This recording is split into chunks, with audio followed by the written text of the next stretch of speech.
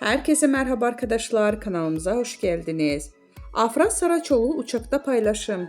Son olarak Yalı Çapkını dizisinde rol alan Afra Saraçoğlu uçakta verdiği post takipçilerin beğenisine sundu. Yalı Çapkını dizisinde 3 sezon boyunca Seyran karakterine hayat veren Afra Saraçoğlu, oyunculuk performansıyla yanı sıra kariyeriyle sık sık medyanın gündeminde oluyor.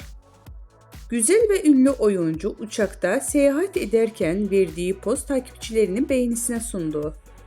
Zaman zaman doğal hallerini gözler önüne seren Afra Saraçoğlu bu kez uçakta yüz maskesi yaptı.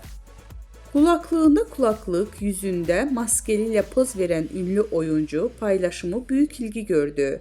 Öte yandan Afra Saraçoğlu yeni sezonda Aile Bir İmtihandır Abim dizisiyle ekranlara dönecek.